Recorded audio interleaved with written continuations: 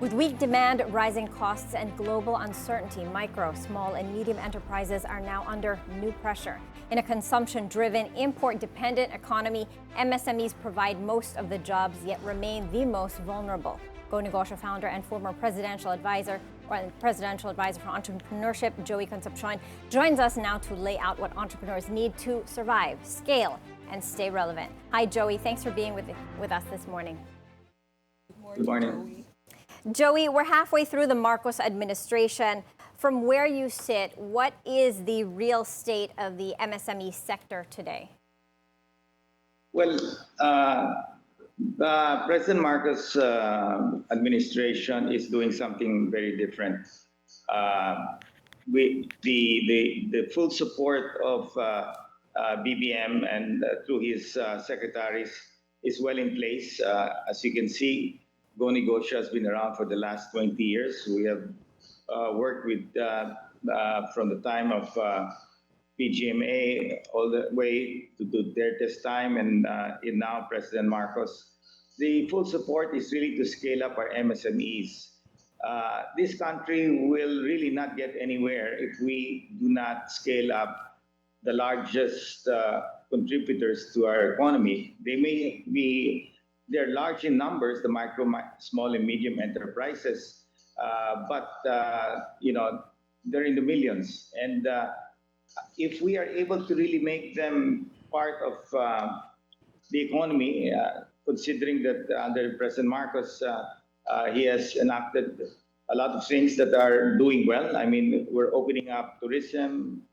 We're really trying to focus on MSMEs to scale them up, to not become micro entrepreneurs for the rest of their life. We want them to accelerate to become small and eventually medium enterprises. So that is a huge number. And poverty is a challenge in this country, but that can be lessened if we are able to make the Philippines more inclusive. Yeah, Joey, this is Kim. What would you advise? Yeah, what does the MSME need from the government so that they can grow and so that their business, so that they can scale up and stay relevant? So right now we have a very good partnership with the Department of Trade and Industry, Secretary Roque, who is an entrepreneur herself and knows how to help the MSMEs. And we've been pounding and really pushing really hard with our programs. As you can see, it's all over social media where we go to the different malls provided by Ayala, SM. We bring the micro entrepreneurs there. They meet close to 200 to 300 mentors in these events. We've been doing this for the last 20 years. And of course, it's a challenging sector because you're trying to help these people rise above poverty and make their business models more relevant, considering that today digitalization is helping the small entrepreneurs. Before, with traditional media, where everything had to go to TV and print, now it has totally changed. It's in the hands of young entrepreneurs who can really promote their own business models. And so with government and the private sector teaming up together to help scale this micro to become small, small to become medium, and maybe some of the medium become large, then our economy will grow faster. Mm-hmm.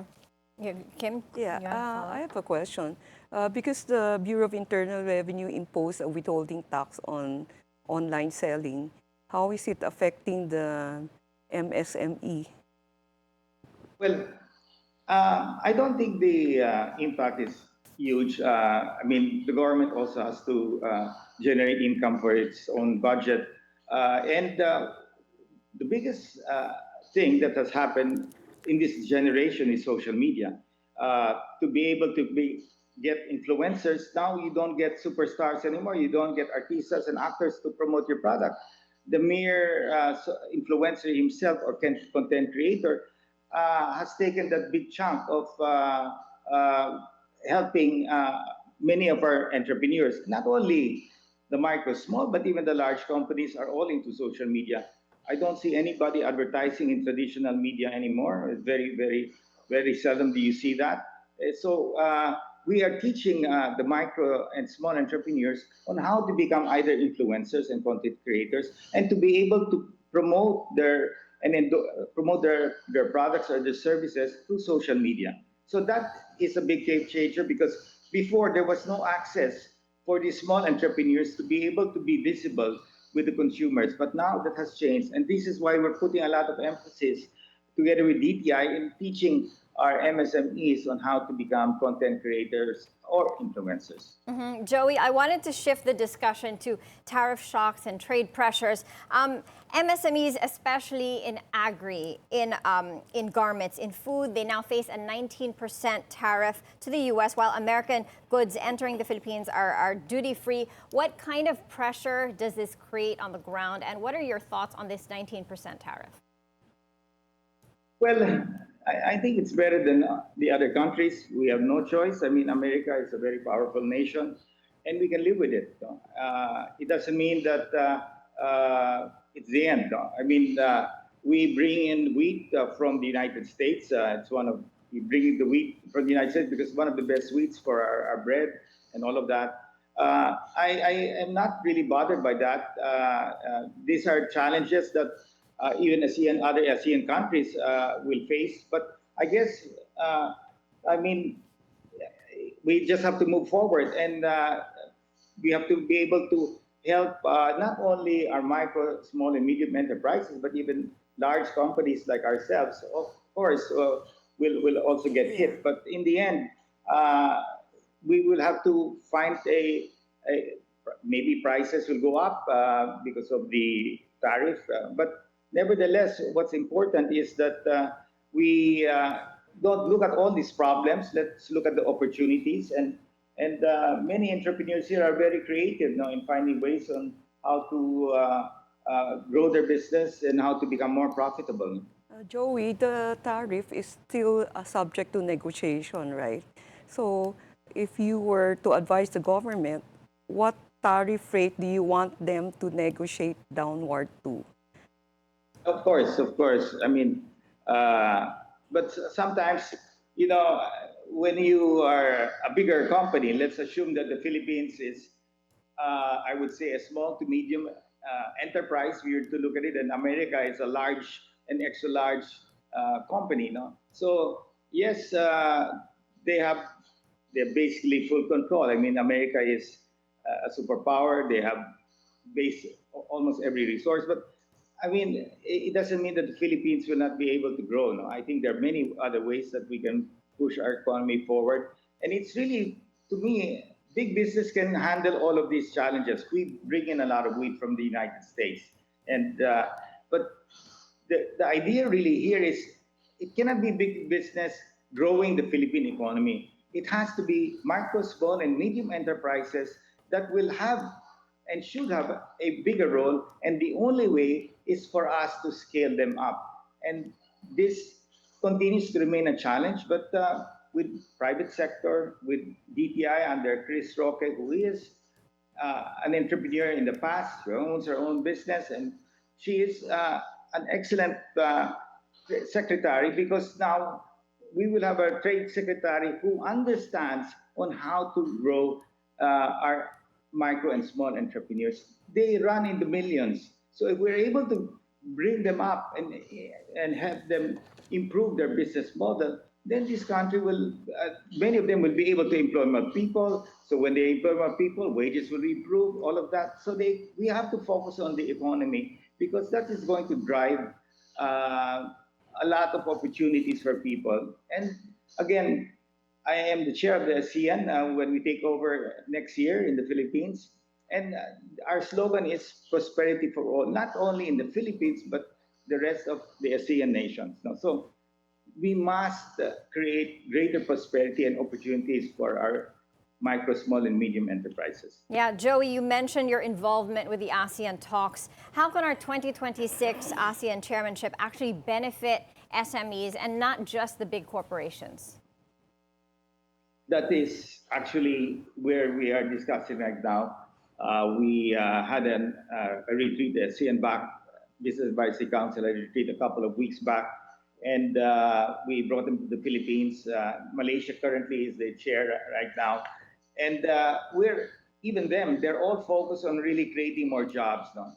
And to create more jobs, you have to create more entrepreneurs who will scale up. It's just the way it is. No, so yes, ASEAN 10 countries. Not all of them are rich. Many of them are struggling as well. And what is important is these 10 ASEAN countries have to work together to become a solid force, no? And to be able to bargain better if we group together. And that is the intention. You need scale. You need.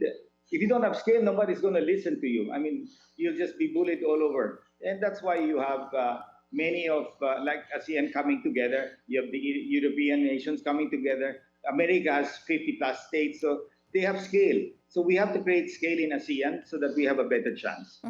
Joey, last question from me. You've seen both the public and the private side of policy. What's your honest message to our economic managers today? How do we rebuild trust and momentum for the MSME sector? Well, I have to say that everybody who is involved in MSMEs in government is doing their best. And in fairness, I would have to say that even the First Lady is very supportive. Bulk of our micro, small, and medium enterprises are women. So we have two ladies. The First Lady and Secretary Chris Roque, who is there giving us the moral support and, of course, whatever support is needed by those implementing on the ground. So at this point in time, we have brought in close to 500, 600 mentors all over the Philippines. No? And that is over 20 years. So this is something, we just didn't start Go Negosyo this year. We've started 20 years ago. And now we are seeing greater and greater impact. All our events are packed to the roof. Mall of Asia, etc. When we have events every other 2 weeks, you can see that the thirst for learning is there. They have the passion. They are seeking help. They wait in lines for 8 hours. They come in as early as 12 midnight. They're waiting already in the doors for the vaults to open. So you can see that the hunger of many of our micro and small entrepreneurs is there. They want to learn. They want to succeed. And they need help. And that's why the big guys, the big brothers today, we are mentors ourselves. We mentor these entrepreneurs. And we want to give them hope. Once they don't lose hope, then that's it. The things will not work. So we must give them hope that there is a future for them to be able to become a Ricky Razon, Jaime Zobel, Tony Cation. It is always possible if you help these people scale up. All right. Thank you so much, Joey Concepcion, the founder of Go Negosyo. Thank you.